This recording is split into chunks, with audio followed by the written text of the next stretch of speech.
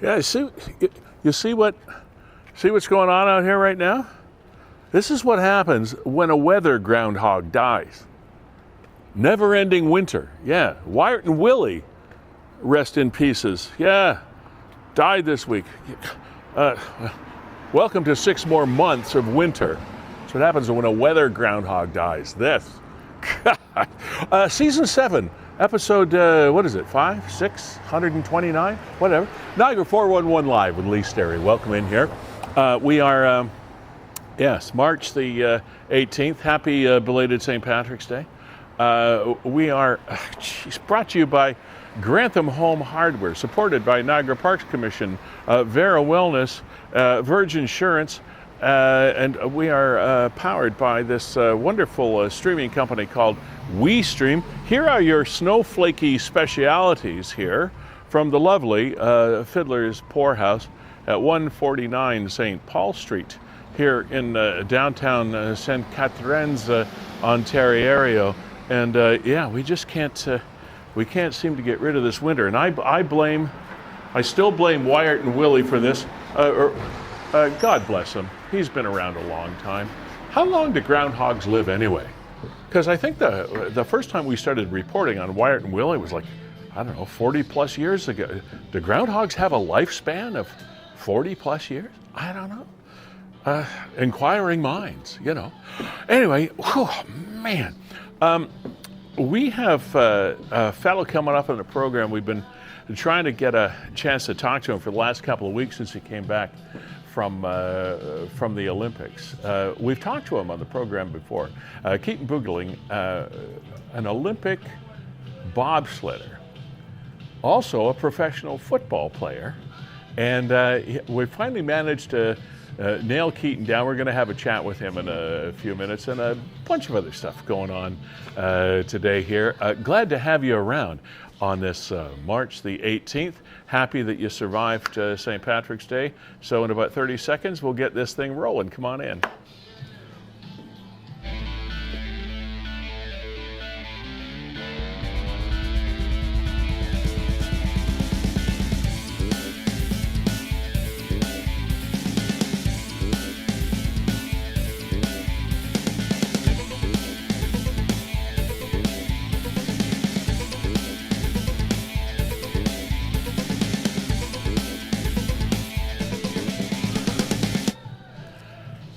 And here we are. Welcome. This kind of feels every now and then when we're doing this show. I don't know if you get this feeling when you have a comfortable routine that you're in, whether it's meeting with your family or going to work on a certain day, or just stopping by the bowling alley, or whatever it is you do with your time. There's this old expression, it feels like just putting on an old comfortable pair of jeans. And that's kind of how this program is starting to feel for me, because it's really comfortable just to show up and have an opportunity to interact with you and chat with you. And I don't know where that metaphor came from, but here we are, nevertheless. And welcome to the program. And yes, we're all getting a little bit tired of winter, aren't we? Sheesh almighty. But it is what it is. And at least there's one thing on this planet that we can't control, and that is the weather. Now, there would be some people, those that follow contrails from the jets in the sky. There are those people that believe we can control the weather, but we won't get into too many conspiracy theories yet today. But nevertheless, welcome into Season 7, and it is Episode 6 of Niagara 411 Live with Sterry. And all kidding aside, our condolences to the family and friends and caretakers of Wyatt and Willie. He has led a long and productive, albeit rather egocentric life over the last number of 40 years. Kevin Jack, ladies and gentlemen, the executive producer of Ye Olde Programming. You're telling me the truth? Wyatt and Willie passed? Yeah. I did not know that. No, yeah, he did. Is this recently? Is this new news? Yeah, breaking? over the past, it is new news. Okay. Over the past week, since the last show, between the last show and today, Wyatt and Willie has gone to groundhog heaven. He's passed the groundhog rainbow bridge. So. Did not know that. Thank you, Lee. You're welcome. Informative, Hey, informative Kevin, on this program. I keep telling you, if you watch this program, you'll learn stuff. Speaking of that, we learned a lot about our public consciousness with a story that appeared on Niagara 411, which a lot of people sort of, as the British would say, took the mickey on, meaning they made fun of it. And it was this one. A car, I guess I don't have to explain it if you're watching this, but if you're just listening to the podcast, a car went off its planned route and smashed through the front of a house. Now, it looks like it's actually the porch front of the house. I can't really figure out whether that's actually into the house itself or whether that's just like the veranda, but nevertheless, the vehicle is right off the road. The rear end of the car is right off the road. The front end is like smashed right through the brick at the front of the house. Now, at first blush, one would kind of, I suppose, be inclined to giggle a little bit or have a laugh or, like I said, as the British would say, take a mickey. But there are actually people living in that house. And sometimes you have to just think about the fact that things may look humorous, but they're not. It's obvious here's a comment, it's obvious by the immature, insensitive comments here that there are many who find drunk driving and fleeing the scene to be a joke. And thereby is really where I was kind of going with this. Yes, on the surface it looks a bit comical, but when you really think about it and you really dig down, the person that was driving that vehicle was driving under the influence. After the vehicle went into the house, they ran away, fled the scene, as the constabulary is wont to say, but the cops caught him later, and he'll go through the system. But yeah, we have to sometimes actually look at, say, this is serious stuff. This isn't good. You don't drink and drive. What is with some of these comments, this is from Tina, and laughing emojis. You do realize it's an elderly lady with major health issues, and luckily was in the kitchen just a few feet away from being run over. Now homeless and totally traumatized, dealing with insurance and all the BS that comes with that. How about a little compassion and keep the jokes for less serious situations? Some of you have zero clue the loss this leaves for her, and I'm disgusted. If you have jokes, private message me instead of posting here where she will see them. And that, I guess, is really where we were going with this, is everybody's perspective is a little bit pain and a little bit fun, but it's only fun if you're not the one going through it. So our condolences to that woman, the elderly lady that lives in the house. It must have been terribly traumatic to have that happen. First of all, you wouldn't have known what was going on if something smashes into your home, and then after that, how do you handle it? What do you do? So I guess that's where we wanted to start this, is there's always the yin and the yang of any situation. The yin being reality, the yang being all the other crap that people put up around it. And yeah, we can't be expected, on the other side, we can't be expected to totally not see the humorous side, because that's what we do. So yeah, there is a lighthearted side to it. The woman, thank goodness, that lived in the home wasn't seriously hurt. Yes, it's traumatic, but there's always the balance. You have to balance. Everything isn't totally dark and everything isn't totally light. There is a balance. And that's how we try to live our lives every day, with some sort of balance, right? Now, I think we forget about the trauma sometimes in this. Like, we look at this and go, okay, nobody was hurt. Yeah, no question. Okay, happens, whatever time at night. So everybody was asleep, or like the commenter says, she was in the kitchen. Okay, everybody's fine, but the reality is this homeowner now, elderly, with Yeah. health complications. Yes. She has to deal with the police, has to deal with contractors, insurance, all this. Yep. She's been displaced from her home. Yes. It could be extremely traumatizing. Of I can course. only imagine trying to fall asleep the next couple of nights, Yeah. thinking that a Jeep is going to crash her. I think that looks like the front window, Lee. Is that what it is? It looks to me like you can see here. This is almost the makings of the driveway, right, with a tiny little. Yeah, that's what I was trying to. It looks almost like it's gone into a porch, but is that actually the front window of the home? I think so. Because that would be really traumatic. Now let's see. I think it was Golden Boulevard. That would be really traumatic. Golden Boulevard. Oh boy.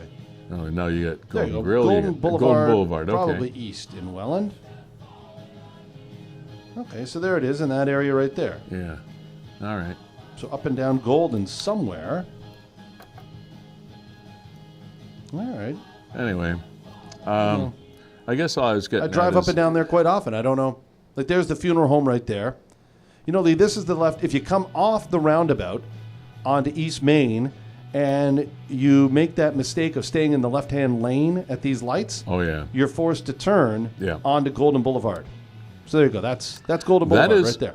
That is, as a bit of an aside, the largest, most complicated roundabout in the entire region of Niagara, in my humble opinion. I've gone through that roundabout so many times. When you get to the end of the 406, you got East Main and you get to Port Colborne and you get, I got to tell you, you have to pay attention when you're going through that roundabout. If you have a planned destination, you gotta pay attention to what's going on in there. But not saying that is to blame for this car going through a building. It's not. But that was just a bit of an aside because it is a rather tricky roundabout going through there. I have this theory, Kevin, and I don't know whether it has any validity or not. And it's not related to this specific incident in any way, shape, or form. But I have this theory, and it involves the fact that somewhere on this planet, someone has a head office, and it's called Roundabout Sales. And I believe that around the planet, in just about every city, I've seen them in Italy, I've seen them in Ireland, I've seen them in Canada, I've seen them in the United States, somebody owns this company that is traveling the globe selling roundabouts to municipalities. They're everywhere. And I, for one, want a piece of that action. Are you roundabout yay or roundabout nay?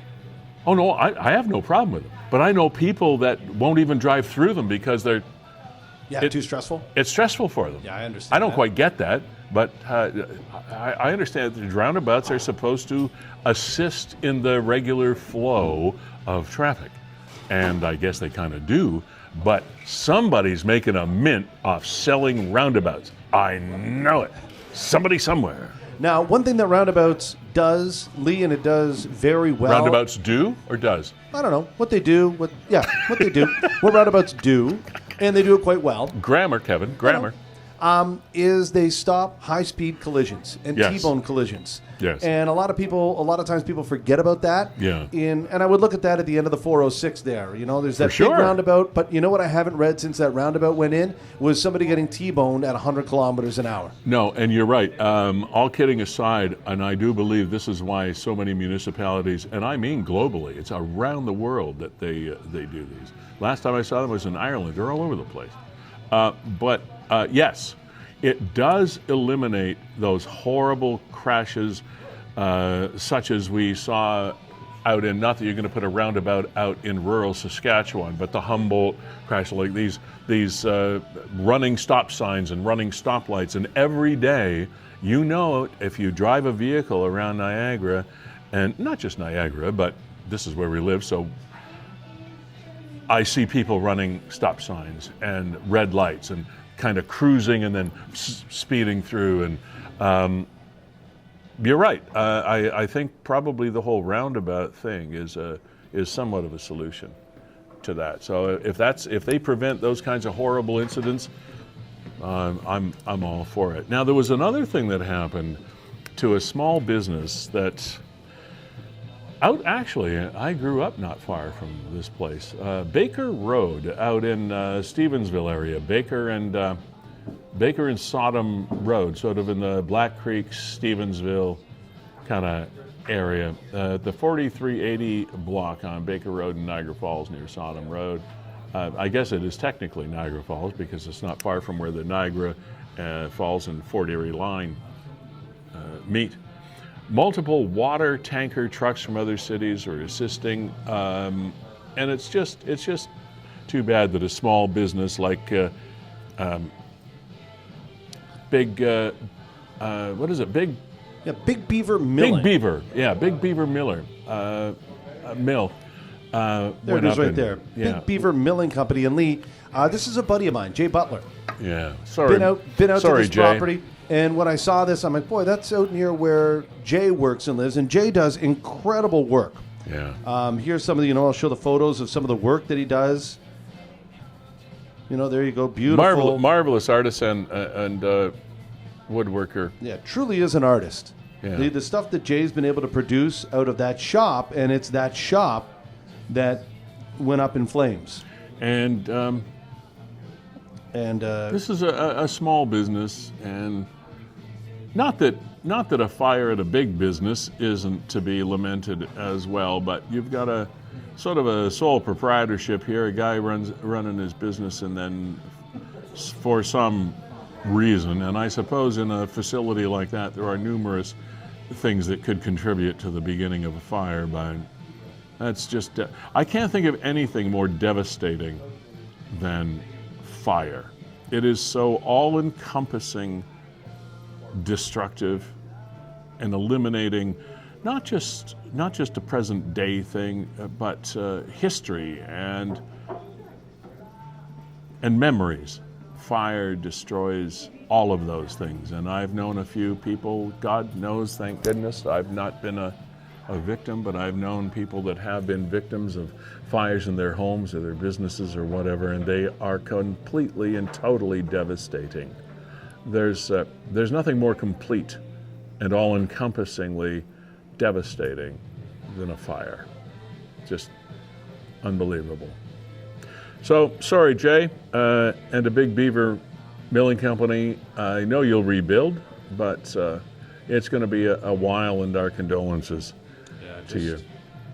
Terrible. A lot of the work that he does is custom work, Lee, which means some people are literally like out of what they had paid for. There were pieces that he was working on there that were truly one of a kind, and somebody commissioned him to do it. Yeah, it's gone. Now, people can say, well, insurance. Well, hopefully there's a coverage to look after at least a piece of that. So he does have a GoFundMe. I was going to say, I just saw there $3,500 to go for the goal. There's a GoFundMe page because, again, when it comes to small businesses and there's a lot of investment in product and a lot of man hours as far as that work is concerned, like Kevin was alluding to, you don't know what insurances do and what they don't. But anyway, there is that GoFundMe page to help this man and his family rebuild their business. So.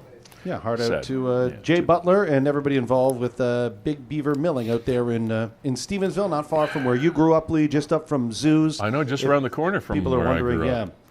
kind of the area there. We are going to talk to Keaton here in just a second, but I think we got a moment, Lee, just to thank our sponsors, and we'll get to Keaton Bruggeling, St. Catherine's only Olympian.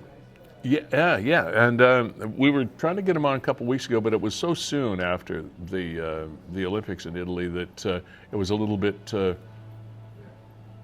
difficult to connect the dots and get Keaton on. But he'll be on in a few minutes. Before we thank our sponsors, what I would like to do, though, is to make sure that we can thank them in the proper way, is have you help us out. Sharing the program here at Niagara 411 Live with Lee Sterry. You're watching this on Facebook, Niagara 411's page. So if you refresh that, that little twirly arrow there, circle, just refresh that. Then you scroll down and there we are. Look at that. So then if you would click share, that'd be cool. And then when that pops up, just hit share now, and We're super uber connected. Yeah, presented by Grantham Home Hardware. We continue to thank Jake and Rob and their entire staff for being our title sponsor of Niagara 411 Live with Lee Sterry. They came on just before the end of 2025, and they're still with us, and we thank them for being here. Scott Street in St. Catharines, you know Grantham Plaza, right at Scott and Vine, bordered on the other side by Niagara Street, and just again, one of those large companies that has remained small in community feel, which is kind of cool. It's kind of hard to do that these days. But Grantham Home Hardware, thank you very much for continuing to be with us here. Locally owned and genuinely Canadian. We do appreciate your participation. The Niagara Parks Commission, we had a chance to spend quite a bit of time on the Niagara Parks initiatives because David Adames, the CEO, put a presentation in front of Niagara Falls City Council a couple of weeks ago. So they have a lot of things going on. One of the things that actually is getting a lot of talk, and this was something that I was a little bit surprised about, that it got this much attention, but apparently it's a big deal for everybody around here. There is a new cell tower initiative happening up and down the Niagara Parkway, because I'm not sure if you've ever experienced this, but if you drive into Niagara Falls from anywhere else around Niagara and you get close to the border, all of a sudden your carrier will say, "Welcome to the US," perhaps, unless you have an international plan already, and then it just probably won't have an impact on you at all. But this used to happen to me a lot until I rejigged my cell phone plan, my supplier plan, and now I don't have the problem anymore. But initially it used to cost me some money because I'd automatically flip into a US carrier.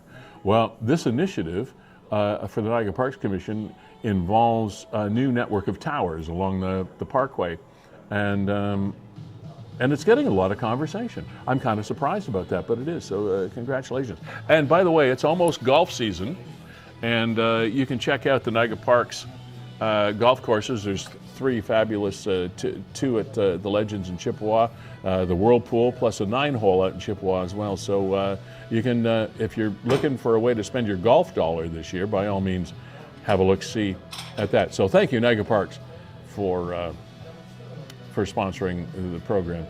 Vera Wellness, Mika Matthews is the owner, operator, founder, and therapist for this initiative, specializing in trauma-focused therapy. There's Mika right there. And we actually plan to get her on this program at some point, Kevin. We haven't been able to make those machinations take place, but we're going to chat with Mika sometime in the very near future. These are times when there's a lot of stress in the world, in family and out of family, and with friends, at work, globally, with what's happening on our planet these days on a lot of different levels. And to make no mistake about it, and not to put too fine a point on it, it can be mentally taxing for a lot of us in certain circumstances. So check out Vera Wellness, VERA Wellness Psychotherapy Services. If you or someone you know could use some assistance. Thank you. Verge Insurance Group, well, what can we say about you guys and ladies over at Verge that just silently and quietly go about your business and helping us help others here at Niagara 411 Live with Lee Sterry, be it auto, home, business, life insurance, whatever your needs. They are a broker. They're not a specific supplier of particular policies, but they are a broker. They will find you what you need at a price point that fits into your budget. And we thank Mark Shirk and his gang at Verge Insurance Group. Head office just over here on Ontario Street, St. Catharines. They also have a Niagara Falls office. So Keaton Bruggeling has quite a story. We chatted with Keaton before the Olympics got underway over in Italy, and it was just it's an amazing conversation because this is a fellow that came up to this role in a rather unorthodox way. Most of us have been watching the Olympics for many, many years, and one of those sports that is one of the most mesmerizing is the bobsledding sport, because it's so fast and it's so powerful. And we got 4-man, we got 2-man, then of course you got the skeleton and those things that go on. But for some reason we always get kind of glued to our bobsledders. And here's one of our bobsledders right now. Keaton, welcome back to the program. How are you, pal? I'm good, thank you. You're welcome. Thank you for having me again. Oh, you're welcome. Thanks for being here. You've probably had a busy time of it. Where are you right now? I know you're in a vehicle, but where do we find you at this moment? I'm actually in Lake Placid. I can't seem to stay away from the bobsledding. I'm learning how to drive a bobsleigh now. I've gone from the back seat to the front seat. Wow, that's exciting. What brought that about? Yeah. Ontario Federation had a little camp for 3 days, and I spent 3 days, about 4 days ago, doing it. And then the IBSF, the International Federation, had a camp this week, and I had so much fun in those 3 days. I begged to be in this camp, and I'm still bobsledding now. When was that 3-day camp? It was, I believe, Friday, Saturday, Sunday. This And then past Monday Friday, off. Saturday, Sunday? Yep. And then Monday we had a little day off, and then today we're on the hill again at 3. Okay, so we could probably spend the entire show chatting with you, but let me rewind. Since we chatted with you, and a lot has gone down, including your competition in Italy. If you would try to walk us through a little bit the chronology of what your experience was like from the time you landed with your teammates in Italy to participate in the Olympics. Walk us through it. Well, it was a crazy travel day that day. It was a great, and Air Canada treated us really well. We had a great stewardess bringing us snacks and drinks the whole time on the flight, which was nice. Had to take lots of pictures in the airport. Got there with like no sleep, middle of the night in Italy, got to the room and just kind of crashed out. And then day 1, 2, we were training on the hill for 2 paid training days, and then we had some time off, right? Because we're competing the 21st, 22nd, so we were one of the last events. So between that and the competition weeks, it was pretty much just like things breaking up, like opening ceremonies, and there's a gym, and going to see the city, saw some curling, saw some alpine skiing, just trying to fill my time the best I can because we had so much of it. We saw you front and center, by the way, at the opening ceremonies. You were right there with a great big smile on your face. You looked like you were having a blast. First one on the bus, first one off the bus. I knew exactly what was going to happen. I was on time, and I wanted to be near the front. I didn't want to get caught in a sea of bodies. Well, you look great, and you look like that smile would never ever be able to be even sandblasted off your face. Were you having as much fun as it looked like you were having?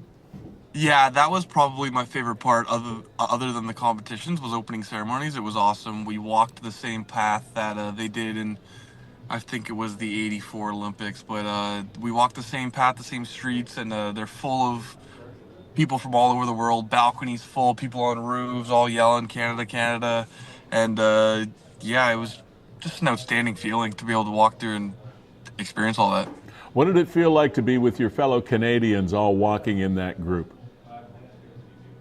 It's just an immense sense of pride, right? Like, it takes a village for us to get here, and it reminds you of everything that it took and all the training and all the years that it took, and you're looking around you, and some people have been training for 10 years to get to the Olympics. Some people have been training for 1 year. We had a rookie this year who showed up and was amazing, and he got to go as a spare, so he was just hanging out. But it's an immense sense of pride to be able to walk the streets of Italy and see people with Canadian jackets on, even, that aren't athletes. They're just here to watch, and they're not parents, they're not relatives, they're just here for the love of the sport, just supporting all of us. And you and your teammates were treated well by the locals, by your team coaches and advisors and supervisors and all that. It was a pleasant experience. Oh, extremely pleasant. Everyone was super nice. The locals were super funny. I forget what they kept saying. Vive Canada, I forget. But yeah, no, it was and we walked there, and I didn't bring my wallet. So after the walkthrough, I was walking up to local bars, just being like, who wants to share their bottle of wine with Olympian? I was just trying to fish around, and I had lots of takers, and everyone was trying to get us to hang out with them, and yeah, no, it was definitely my favorite. So what my was favorite time of all what this. what was the feeling of you and your teammates with regard to the track itself? The track was tricky. Um, it's got a really steep incline for the push, or a decline for the push. So we're really good at getting the sled out of the blocks and shit. But we're not track stars, so we don't roll that well downhill. And every start is different in bobsleigh. So the start was a little tricky for us. The track was very tricky. It was trying to kill your speed. As a brakeman, it wasn't that bad because, as our coach would say, the track's not trying to kill you. Lake Placid, Whistler, and some of the German tracks, they're really dangerous in that way where they're actually trying to kill you. They're trying to get you to crash, and this was more of a trying to kill your speed. So it was a little bit of some tricky habits and lots of film watching for the pilots. They were definitely nervous, but in the back, it was not bad at all. Any kind of scary or tense moments while you were doing your runs? We believe hit some roof wood in corner 4, run 2. Run 2 was the run. I don't know if you guys saw, but me and my side guy we bumped into each other on the load, which is always a bit of a mismanagement. We try to load at the same time, and it was a little bit of an offset by me, and we kind of bumped into each other, which usually when that happens, somebody flies out of the sled. One of the brakemen will just get knocked off. Wow. But he did a really good job at not yielding because he does have to get in first, and I did a pretty good job at dodging him on the way in. So we got through everything that we kind of had to get through. What were, in reality, the expectations of you and your team and your coaches going into this competition? Everybody, sure, wants to win a medal. Without time, sure, it'd be great to win a medal. That being said, in any sport, when you look at the competition and all the things that are the elements that go into these kinds of races, there is also a realistic expectation. What was the realistic expectation of your team going into this? So we ended the World Cup season overall points from all the races. We ended up top 10. We believe we're 9th or 10th, and the expectation was top 8. We did not execute what we wanted to. My 2 brakeman buddies were both in the 2-man races, so they kind of had like 6 days in a row bobsledding, which is hard on your body. So we didn't push as well as we thought, and we did not finish the race where we thought. It was tense during the race between teammates, but we held it together. The coaches were definitely perplexed halfway through about what was going on, but individually, I think we did our jobs. It was a bit of a driving, and you guys all heard, I'm sure, about the equipment issues that we have with Canada. Our sled is from 2018. It's like F1, and we're racing Red Bull, and the race is over before it starts. We're driving a Honda Civic against a Ferrari, and Okay. So- yeah, it's that. And I'm glad you brought that up, Keaton, because those of us that aren't involved as closely with any sport, it doesn't really matter what it is, but equipment and resources are important. First of all, there's the financial resources, of course, and we have heard a lot about the fact that a lot of our Olympic athletes feel that we should have a bit more of a robust governmental financial support for our Olympic initiatives, and I think we could all agree that that would be worthwhile. But what we don't see is that technical part of it that you were talking about. What makes one sled different from another? Like what makes one not to cast shade on Honda, but what makes one a Honda and one a Ferrari? What is it?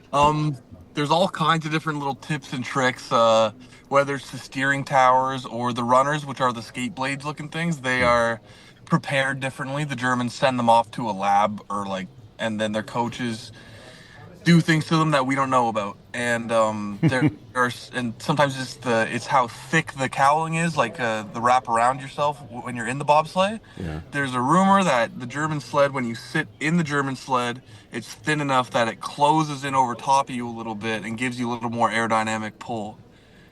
Is it And lighter? it's lighter. It just like you have to spend a lot of time in the wind tunnel for aerodynamics to get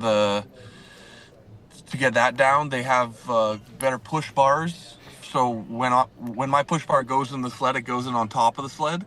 Their push bar like connects within the sled. There's a groove in the side of the sled that it sticks into, so it becomes one piece going down the track instead Okay. of just like separated. There's lots and lots of different things that I am going to learn about now that I'm learning how to be a pilot, but I guess things that I've so. ignored. Yeah, Yeah. because those are the things that, and again, with all due respect to our commentators, because our media commentators do a pretty good job. This is something that a lot of us don't know because they don't talk about this very much. That I've seen in the coverage. They don't go into a lot of detail about the difference of equipment between the Germans and the Canadians and the U.S. and the Scandinavians and the whatever. We don't hear about that. So I find that really interesting. Yeah, no, it's a big imbalance right now. The Germans, for example, have I think a $3 million budget per year to build sleds. Wow. So every year they're coming out with new sleds, and they're able to sell these sleds at the end of the season if they want to, and they're also allowed to sell these sleds after they've taken out the modifications that they've done to them. And we're dealing with 8-year-old sleds. Yeah, our top 4-man sled is from Friedrich, who got silver, and it's his 2018 sled. Okay. Wow, that makes that. I mean, that puts things in perspective. It's like taking a knife to a gunfight. Yeah, pretty much. You're just praying that somebody crashes, which is really hard. Okay, so we're now at race day. You've gone through the training, and you said that you were one of the last events to happen. And in the meantime, we've showed a number of videos that you put up and that your team has put up. It seems like you bobsledding guys really do. Unless you're doing it just to fool us, it looks like you guys are really having a good time.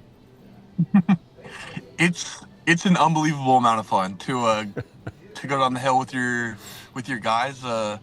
It's obviously there's a sense of danger, which just kicks in that adrenaline. We're on the line. We have smelling salts. We're headbutting each other. There's a lot of like accountability yelling where you're like, right here, right now. This is our moment. Execute and do your job. And then as soon as you blast it off the top and you make it down the hill, every time you get out of the sled, it kind of feels like you cheated death. It's a crazy adrenaline rush. You pop out of the sled and the boys are always up in arms about, like, I don't know. It's really exciting. So it's like, hey, we made it, sort of thing. Yes. All right, so it's race day. You're getting ready for your first run. What are you feeling? What are you and your team feeling? Is the pilot? I got a lot of questions here, so I'm asking them all at once. Is the pilot the one in control? Is it the guy in the back that's in control? Like, what's the dynamic of a 4-man team going into that run? You kind of have two parts of a 4-man team, or two parts of any team, whether it's 2 men or 4 men. You got the pilot, and then you got the brakeman. The pilot is going to be steering. So he has a big mental block. It takes about 6 years to become a good pilot. That's the learning curve they talk about. So he's memorizing. He does mind runs where he closes his eyes and he imagines the track and steers the track. Because I'm learning about this now, and it's very complicated. Every steer is a little bit different. No corner's the same. Some corners fall out. Some corners are tight. And he's very mental. He is warming up like a sprint athlete, but he's very mental. The brakemen are kind of just like football players. We're kind of losing our minds. We listen to loud music. We like to get super fired up. We like to pump up. We like to pump each other up and other teams up. And we're just we're going mental, but in a different way. We're going insane. We slowly descend into madness until the race. And it's really fun. And then, yeah, like I said, like on the line, you got like 500 milligrams of caffeine in your body. You are ripping smelling salts. You're headbutting your buddies. And yeah, it just, you got to channel that chaos right into that push bar to allow you to give everything. And when the whistle goes, when the gate drops, whatever, and it's time to push. It looks to us watching that the start is one of, if not the most crucial part of a run. Like it looks to us like you could either make it or break it at the beginning. Am I off base here, or is that kind of how you feel? You can't win a race at the start, but you can lose a race at the start. If you push really slow, you got no hope. Every hundredth that you get at the top of the track usually equals to 300ths at the bottom of the track. So 300ths is about a tenth, and a tenth is a mile in bobsleigh. So there's a lot of things that can go wrong, especially in four-man with all the loading and things going on. And we're not just looking at the time. We have computers in the nose of our sled that tell us our velocity, our speed going into corner one. So we're a really good velocity team. We load the sled well and really cleanly, and that gives us great velocity and allows us to compete with some of the teams that push a little bit faster than us. It's kind of like golf, where the moment before you swing, the moment before you go, everything goes quiet. Because we have a call, just like football, like we have a cadence, but everything goes quiet. All the fans know it's quiet time. So there's a moment where there's nothing. You can hear a pin drop, and then the pilot will hit the sled and start the cadence, and it's back. Good. And then we all hit it at once, and then it's just blast off. Everyone goes nuts. Just fascinating. So much more, as with any sport, there's so much more to it than the casual observer or the fan doesn't see. The closer you get to it, the more you know, and the more complex all of these dynamics become. So, with regard to your training and now orientation, you're in Lake Placid, with regard to becoming a driver, a pilot, how is this going to affect your football career? Because going back to our other conversation, you're still kind of sort of connected with the Hamilton Ticats organization, are you not?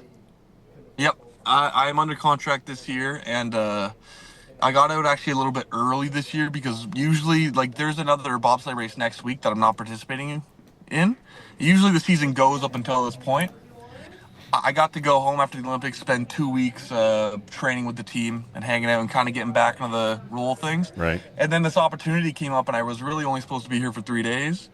And then I just kept driving because I'm having way too much fun. Lee, this is the most fun thing I've ever done in my life. To be able to drive a bobsleigh is outrageous. Right now, we're not going from the top, so we're going about 110. The top speed's going to be about 130, but we're going about 110, and it is... Now, are we talking kilometers or miles? Kilometers. It'd be about 82 miles per hour because we're in the States, and that's what they call out. So like 82, 85. So will you? Yeah. When you kind of get your anointing as a pilot, will you be a four-man, two-man? What, or could you do both? You kind of got to train your way up. So right now, one of the main reasons I accepted into this camp was because I'm driving a monobob. What? It's a monobob. So there's bobsleigh for monobobs for the women, and it's just me and the sled. Oh, okay. Which means that I don't have to go on the back of someone else's sled and possibly get hurt. I can just drive myself. Okay. And I've crashed twice already, but we've had about 15 times down the hill. It's been a little spooky. But I think I'm getting the hang of it. The reason I was crashing was because I thought that I was really good. I was in supreme confidence state, and I thought that I could just steer less to go faster. You're a little bit cocky, eh? A little bit. I got really excited. I had a couple good runs, and I was like, okay, let's, because there's safe lines and there's fast lines. And I was taking the safe lines, and I was like, okay, I'm good at those. And then I was like, let's try to go fast. And I tried to go fast in one of the tricky parts of the track, and it didn't work out for me. Okay. Kevin, did you have something? Well, I got a couple of questions. I'll ask them both at the same time, and you can address both of them. Steering in bobsled, I really took a look this year, and congratulations, by the way, your team finished 14th. I think that's really cool, 14th at the Olympics. Nobody could ever take that away from you. You used to think that, it was all in the start, but you notice that it wasn't necessarily the fastest start times that were at the top of the podium. So you were already talking about seconds and fractions of seconds. That's what it comes down to. How much can you, as a pilot, in seconds, change your result? You know, short of crashing. But, for example, a bad steer versus a good steer run. And then second to that, have you at all talked to Lonnie Bissonnette from St. Catharines, who is a world champion in the monobob in parabobsled? You can tackle both of those. He's a friend of the show, by the way. Lonnie and I connected over Instagram, and we were supposed to connect sometime soon, and then I ended up disappearing back into the bobsleigh world. But we're definitely going to connect soon and have a beer or something. And I definitely, now that I'm a pilot, I really want to pick his brain about how corners work. And there's all kind of science behind them, behind like pressure manipulation and trying to use the pressure to get yourself in and out of corners with speed. But when it comes to driving the bobsleigh, you have two metal rings attached to bungees, and when you pull the rings, the runners move, and you can move the runners quite a bit. You can crash yourself in almost any corner driving wrong. There is a lot of skill when it comes to being a pilot. I always knew this, but I have so much more respect for my pilots now that I've done it. They spend years practicing a track that never changes. It'll change a little bit based on the ice of the day, but like, they spend years and years just to get one track down really well. And you can change, you can change so much between how much control you have with your runners. It's just like tires on a car. You underinflate them, you got more control. You overinflate them, you got more speed. It's a little bit of that kind of balance going on. Crazy. And they have an unbelievable amount of control in that bobsleigh. You would be surprised at how fast, let's say, Lee, you drove a bobsleigh off the top of Cortina and we televised that. I don't think you're making it out of corner 3. I think you're on your head by 3-4. I can guarantee you, I probably wouldn't even make it down the hill. So when you talk about crashing, we don't see, thank goodness, we don't see too many crashes. But when a crash does occur, what happens? Is it you take the corner too fast, too slow, too high, too low? Like, what is the primary factor that leads to a crash? And then when you do crash, how do you feel? Like, what happens to your body when that happens? So the bobsleigh track is, the corners are kind of how you'd imagine. They go out into straightaways with like little short walls. So if you're early or late in a corner, you can screw up the next couple corners. And there are certain corners where you can't be early or late. It depends on the corner. But a lot of my crashes have been coming out late out of a corner, and you kind of come around, and then you just never get off the corner, and you just go down the straightaway on your heads. You just kind of hug that wall. Like it just flips over? Like you don't steer out of it. You just kind of go into it. Either that, or if you go in super late into a corner, where if the corner's turning left and you're on the left side of the straightaway and you get in really late, you can roll into the corner, which hurts a little bit more because you kind of slam into it, and that is no fun. But it's just about holding that pressure and like making sure that you stay straight, look long, and make sure you have good exits and good entrances to corners. Because if you mess up corner 6, you're going to crash in corner 8. It's one of those things. I've just another quick question or two, then we got to let you go.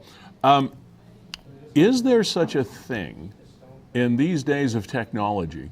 Is there such a thing as actual bobsled runs that are virtually accessible? I mean, like, can you go to, is there a video, for the lack of a phrase, a video game or a simulator, I guess would be a better way to put it, a simulator where you can actually run a track that actually exists, like the one in Italy or whatever?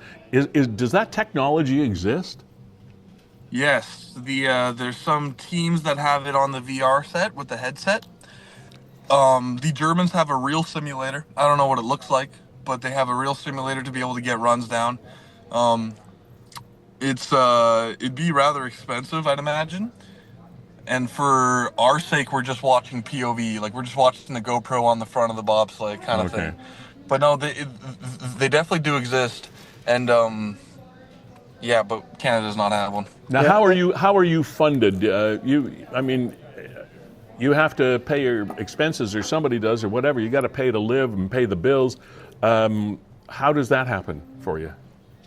Well, I've been saying it in all my interviews. It takes a village to get an athlete to the Olympics with a sport like this. All sports are underfunded for Canada.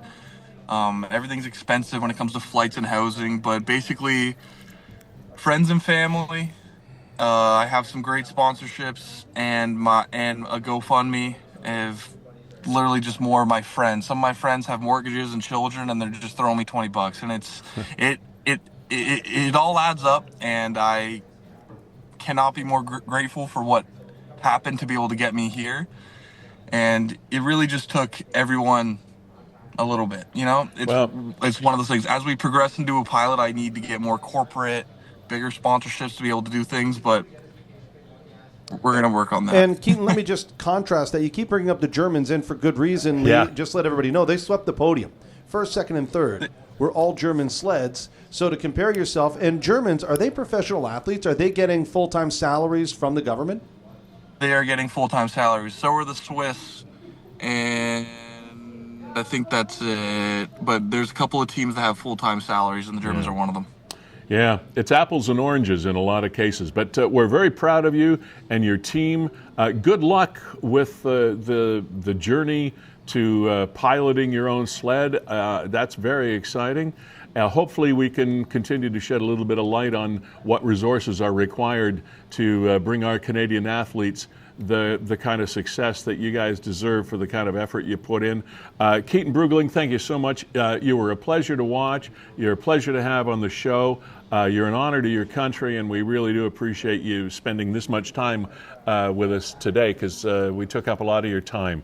Enjoy Lake Placid, have some fun, don't hurt yourself, and we'll talk to you soon. Thank you, Lee. I appreciate it. Take care, man. Take care. What a wonderful young man. What a wonderful young man. Very exciting. So glad. And I kind of apologize in a way for taking up so much of the program, but it was such an interesting conversation that I couldn't stop thinking of things to ask this young man, because it's very, very rare, Kevin, that we get a chance to have a peek behind the curtain, as they say, and really get a feel for what happens behind the scenes, those things that we don't see and those things that we don't hear about, like the technology of the sleds.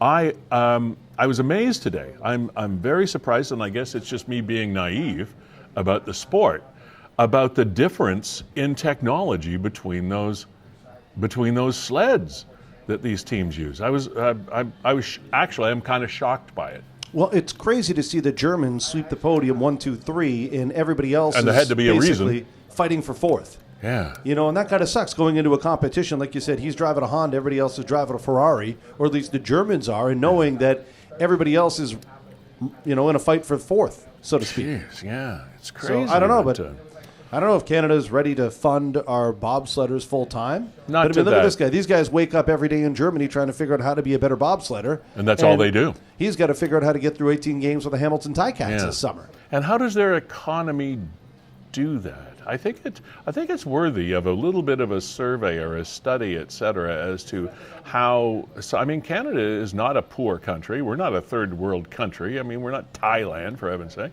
Or Somalia. We're Canada.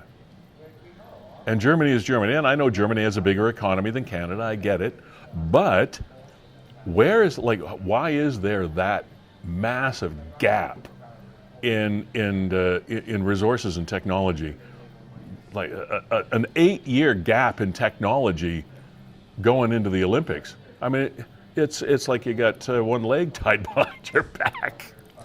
Now, Lee, speaking of the Paralympics, just wrapped on the weekend. Yes. And we were cheering for all of them. I did not hear of anybody from Niagara that was representing Canada over in Italy for the Paralympics. I didn't hear either. If anybody knows of any, please drop them in the comments, because we'd love to get them on the show as well and hear from them about their experience. But I watched some of the curling, I watched some of the alpine skiing, and then closing ceremonies over the weekend. So again, round of applause to everybody that represented Canada as another Olympic cyclist. A wonderful female skier competed extremely well for Canada. Mm-hmm. want to take a moment out. We spend a lot of time, and rightfully so, deservedly so, with Keaton Bruggeling, Canada's bobsledder and a Hamilton Tie-Cat participant. He's got to he's got to switch helmets in the very near future, and that's going to be kind of an interesting season for him as well.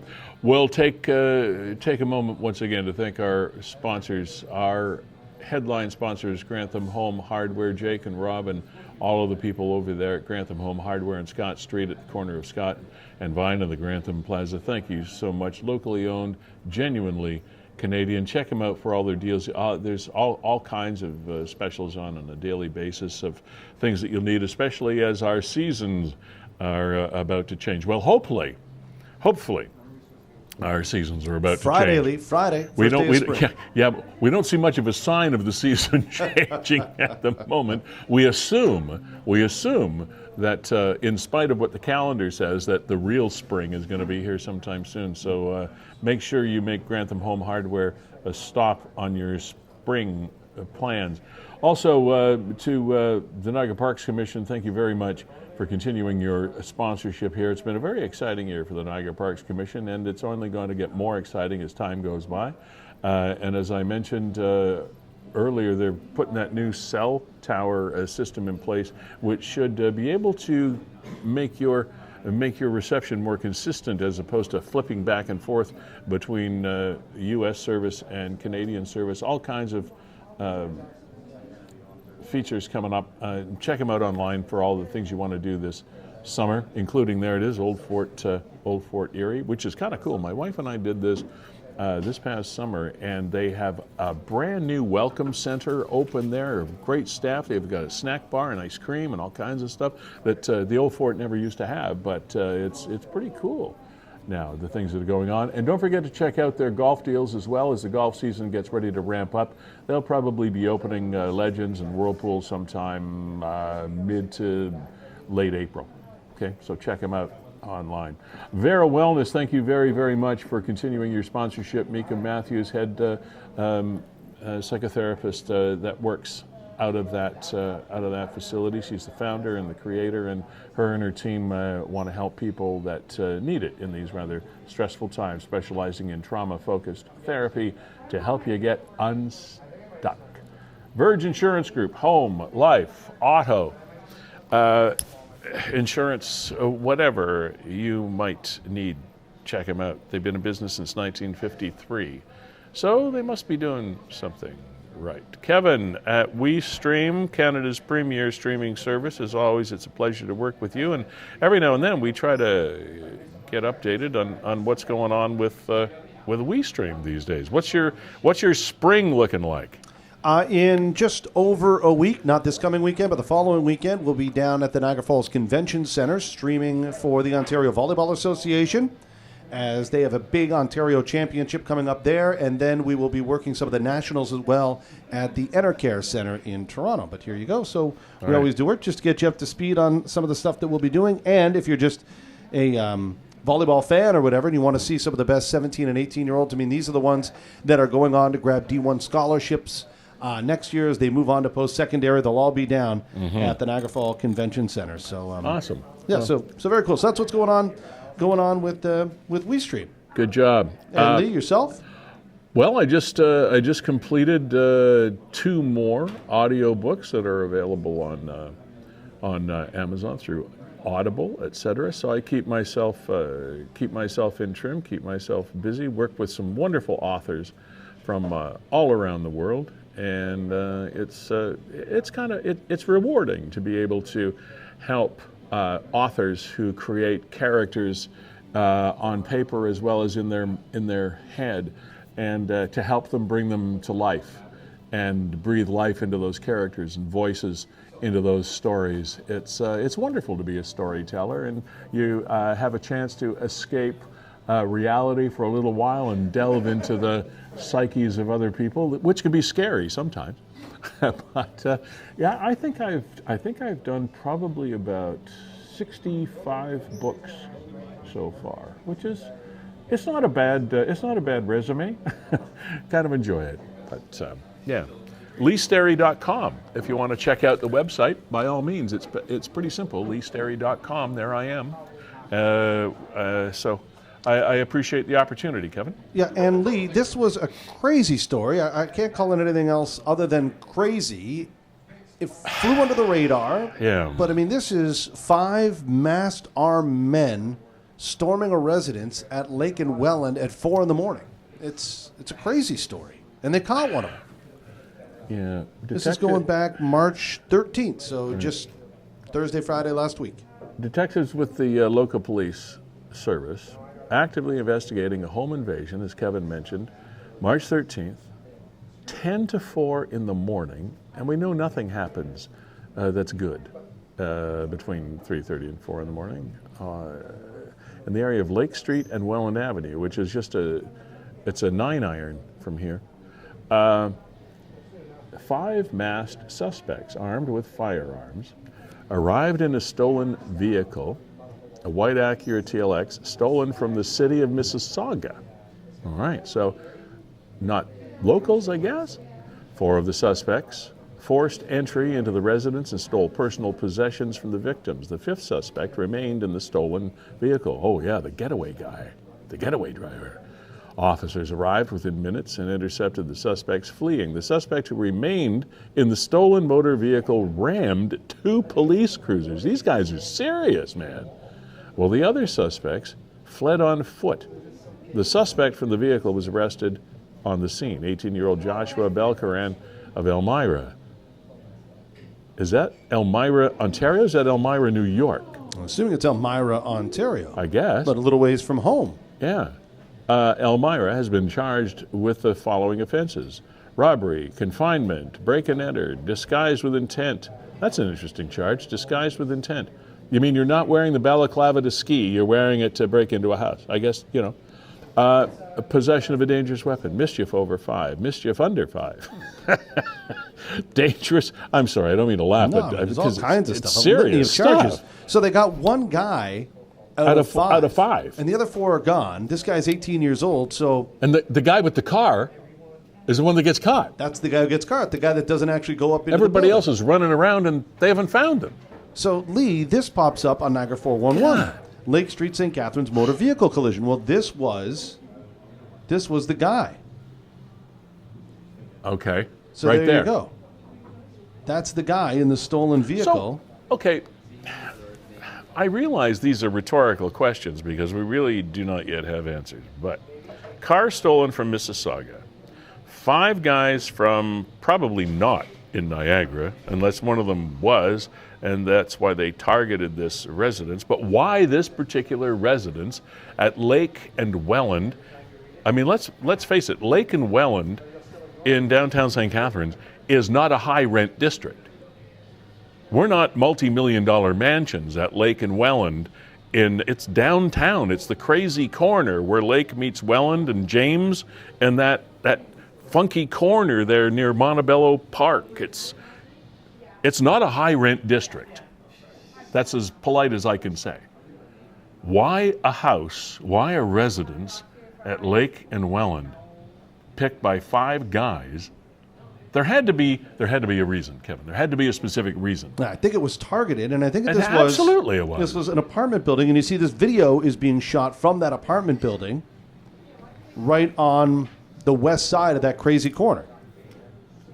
Because, I mean, this here, to me, Why? these photos, I mean, that looks like an apartment building, Of course it does. right? And that looks like maybe a side That's entrance or something. Yeah, it's a hallway, and there's a staircase, and I mean, that's a foyer in there. casually walking with his hands in his pockets. At and 4 in the morning. basket. Yeah. But, I mean, nothing what to the go he- on here. What the hell? Not going to identify this guy. Like, could be anybody. They got to know, what's he carrying? I don't know. Looks like a sack of fat. They said they were able to escape with some possessions. Now, we were showing you the video over there. Here's, But as you said, right, so there's the crazy corner, and over Yeah. there on the right, I'm assuming that's the apartment building that they stormed into. But who could be living in an apartment building that 5 guys want to break in and steal stuff? I mean, they have, as you say, it had to be targeted. They had to know somebody that had something that was valuable to them, or it doesn't make any sense at all. A stolen car, Mississauga, one guy from Elmira and the other four from God knows where. Maybe from Niagara, we don't know. I mean, maybe they did know somebody that's in there and they thought he had some drugs or money or something, or both. Just, oh man. That's a big operation, Kevin. And for somebody that's driving a car to go to the extreme of smashing into two police cruisers trying to get away, this is movie stuff. This isn't just a smash and grab. This is movie making stuff. Yeah, that's what I thought. It was a little sensational and flew under the radar. People are like, oh yeah, that happened last night in St. Catharines. Well, hold on. 5 guys from out of town steal a car, come down here, try and break in at 4 a.m. Yeah.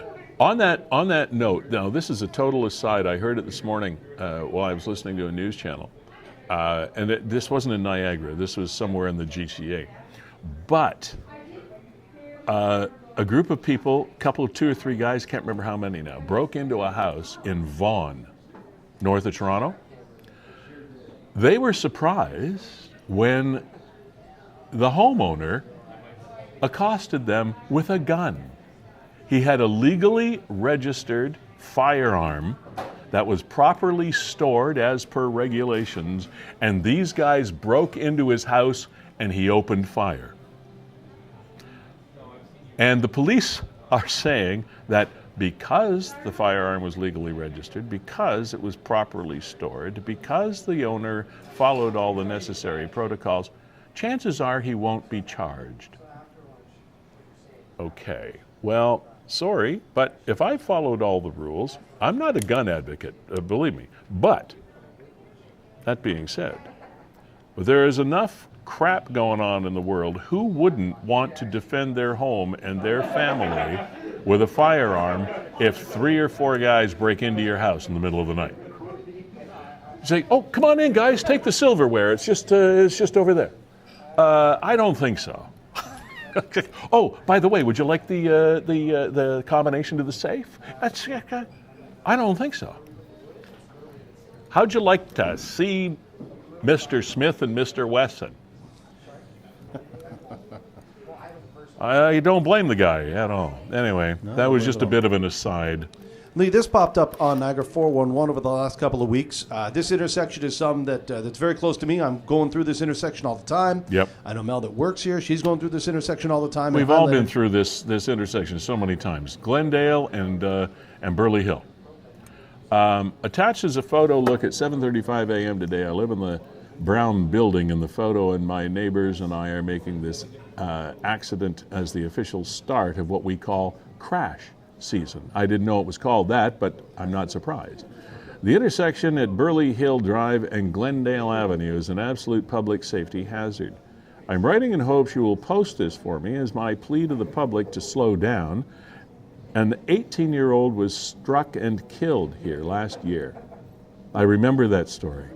I still have nightmares about having the sound of it happening, hearing the sound of it happening. I have a 2-year-old and a 3-year-old who I have to walk through the intersection every day to get to daycare. Since they started going in September, we have almost been run over and killed no less than 7 times. There's an accident here every 4 to 7 days in the summer. It's just insanity. I'm begging the public, please pay more attention, at least in this specific area. I shouldn't be terrified my kids are going to get killed every day just trying to get them to school. Thank you. Kevin, here's a thing that people debate numerous times in all kinds of communities. And oftentimes when there is a problem intersection, it doesn't become a problem until someone gets seriously injured, and then the municipal fathers and brothers and sisters and administrators, etc., look after these intersections and or problem areas and try to do something about it. This is one that has not changed in decades. Probably since the Penn Center was created back in the 60s? Early 70s? That intersection, that whole area from the Penn Center, Glendale, through Burley Hill and beyond, and where it connects with the 406, that has been a bugaboo since the very beginning. The traffic is nuts. The lanes can be confusing. People do not take their time, as this woman alluded to. People fly through there sometimes.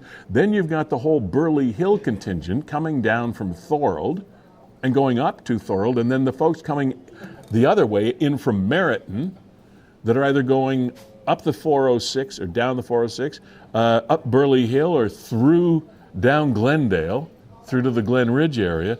It's an absolute nightmare area of traffic, but it hasn't changed, Kevin. In decades, it has been the same, and I feel very, very strongly about this woman and her experience. And you would think especially, and I know we've often said, how many people have to die until change is initiated? Well, as this woman alludes to, there was a death a year ago in this area, and it hasn't improved. It seems to me that there has to be a solution to the gridlock and the craziness that happens in that area. I just don't get it. Now, Lee, let me play the other side. I'm through there all the time. I think it's signed well. I think they've done the best. There are left and right-hand turning lanes. There are advanced turn signals. The crosswalks are well signed in the morning. They have crossing guards there. I'm not sure what else we could do to make the intersection safer, other than it's obviously not safe enough because there continues to be accidents, and the ones that live there say, hey, it's crash season. So we should try and eliminate all those. I don't know what I would do. I go through there very cautiously every day, every school day. Anyway, my kids go to school just up the road, and I'll tell you, it's busy. It is busy. It's busy. Here's one perspective, one thought at least. Our provincial government has eliminated speed and red light cameras. Have they not over the last little while? We no longer have red light speed cameras at intersections. This seems to me a potential argument for doing the opposite, and that is to have these, especially the problem intersections, monitored, and to make it very, very clear that they're monitored. Make it public that they're monitored so it's not any sort of secret, so that people are aware of the fact that when they're going through that area, they are on candid camera. I don't know, it's just a thought. Because if, as you say, and I agree that if you're paying attention, you can see where you're supposed to be, and you can see the signs, and you can follow the flow, etc., but you have to pay attention. Not everybody does pay attention, and that's their fault, not the fault of the city that they're not paying attention. But that being said, if you go into that area thinking, I'm on candid camera, does it moderate your behavior? Maybe it does, maybe it doesn't. I don't know. But it's like the other stupid intersection in St. Catharines, which is the Geneva Street under the highway at the service road. Now, they've done there a fair bit to try to improve traffic flow through there, but it's still goofy. It's still goofy. And I guess the problem all started when these highways went in, when the QEW went in all those years ago, and then the 406 comes in. It sort of separates the city and it changes traffic flow. So it's a bit of a bugaboo, but that is a very, very, very confusing place for some people. And because, as Kevin, people like you, actually, you say you're through there like every day, and you're very careful, which is great. But there are a lot of people, you take for granted your route. If this is your route, it's every day. No. You kind of take it for granted that this is your general routine. Oftentimes, your spidey senses might not be as attuned to what's going on because you do it every day. I don't know. I'm just grasping at straws here, because human nature being what it is, if you do it every day, it might become easy to be distracted or not pay attention. Just a lot of different thoughts about that, but it is serious, because it is a busy place. Yeah, very busy. My wife's down there right now, Penn Center area, and I think we all know, right? Like a month before Christmas, you just avoid Glendale altogether. It's going to take you 15 minutes just to get through that stretch. I would think busiest intersection. You are right, though, that Geneva jog onto the 406.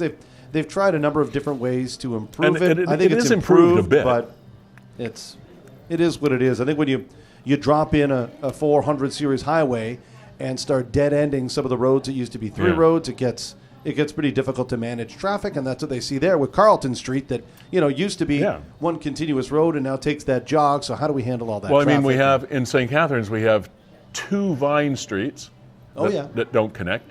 We have 2 Scott Streets that don't connect. Just like, okay. Lee, wanted to share this one with you. We're waiting for Joe to join us from Ukrainian Relief. They've got a fundraiser coming up on Sunday. Yeah. This one here just screamed to me so Wayne Fleety with this theft. So it happened on Friday, February the 20th. I loved one of the comments on this story. We'll get to that in a bit. All right. On Friday, investigating officers discovered that on Monday, February 16th, at approximately 11:25 at night, a lone suspect attended and subsequently stole. Why do they use the word attended? It's like they were invited. They attended a party. Anyway, suspect subsequently stole a tractor. The tractor is driven off the lot by the suspect and was last seen headed westbound on Highway 3. All right. Okay. All right. The stolen tractor is a 2017 orange Kubota B261 HSD. Okay. I'm assuming it was a pretty significant tractor. Well, there it is right there. I don't know that that's the one, but that's the model. Well, that's a pretty significant hunk of machinery. With the front loader and mower attachments, detectives have taken carriage of the investigation. Who writes this stuff? And are appealing to the public for any information regarding the stolen tractor. Residents and businesses in the area of Highway 3 are asked to review any video surveillance footage from February 16th that could assist. And I remember one of the comments is, they couldn't catch a tractor. Yeah, that's what so would say, that they just drove off with it. 11:25. What do you think top speed on this thing is? I don't 10? know. Think it gets up to 10? I don't know. But look at this guy. I'd expect this kind of thing out of Dunville, but Wayne Fleet, come on. Hey, what do you got against Dunville? I know we used to call it different name. I played in a band that played at the Queen's Hotel in Dunville way back in another life. That was fun. There you go. You couldn't catch a tractor. It is. There it is. Pretty fun. You couldn't catch a tractor, and agreed. You consider the time. It's late at night. Nobody's around. Nobody's seeing you, let alone trying to catch you. But just funny. Is this a crime of opportunity or is this planned? And if it was planned, that was your plan. Hey, if it was planned, you'd have 4 guys in masks and an Acura. Yeah, you're right. So it probably wasn't planned. Just working on getting Joe here. He's dialed in. Excuse me, but satire and sarcasm is my favorite form of humor. It's also, they say, the cheapest form of humor, but that's me. Okay. So Joe Hube, we've had him on the program before, and he is a tireless volunteer in the effort of Ukraine relief. And there's, which is why we're talking to him today. There's the Niagara Sunflower Festival. Joe is the driving force behind that initiative and has been, since the war started in Ukraine. And presenting an event called Elbows Up with Charlie Angus for Ukrainian relief. Now, Charlie was a municipal political representative a number of years ago. Was he not, Kevin? Charlie? I think so. It was definitely a NDP MP or MPP? MP or MPP, yeah. One of them. Now, whether or not it was in Niagara, I'm not sure, but I recognize the man's name, Charlie Angus. And yeah, for sure. And Lee, just for a heads up, it looks like Joe's having difficulty connecting his camera, but I think we can hear from him, so we'll just get some of the information out of him that way. Okay. Can we hear you, Joe? Hey, Joe. Yo, Joe. Hey, Joe, can you talk to us? Hello, Joe. Hello. Yeah, that's your cue, Joe, when you say, I feel like the Homer Simpson, right? When I say Joe, hi, Joe. That's you. That's you. That's me. Are you there, man? Oh, listen, guys, thank you. All right. So without any further ado, tell us about your event that's coming up. Joe. Right. So hi. Thanks, guys. That means you. Go. Thank you. Hello. Can Yeah. you hear me? Yes, sir. Yeah. Go. I'm connected, but I'm talking. Can you hear me? Yes, Joe. Go ahead. Tell us about the event. Hello. Or not. Hello. Yes, Joe. Can you hear me? Barely. Well, Can you hear me? Joe, tell us about your event. We're hosting Charlie Angus on Sunday, the 22nd of March, at the West Niagara Agricultural Society Community Hall. It's at 7402 Mud Street West in Grassy. Charlie's a great booster of Ukraine and a great booster of course, Canada and Canadian politics, and a great commentator on the nightmare that we're all experiencing south of the border and world politics. So we're going to have a great talk, a great town hall on Sunday afternoon, starting at 3:00. and tell us a little bit more about Charlie's background so you can fill in our Niagarans, just to refamiliarize us with Charlie. Yeah. So Charlie is a fascinating human. He's had 20 years experience as the MP for James Bay Timmins, I think. He's a Northern Canada, Northern Ontario soul. He's an ex-punk rocker as well. But yeah, just his daily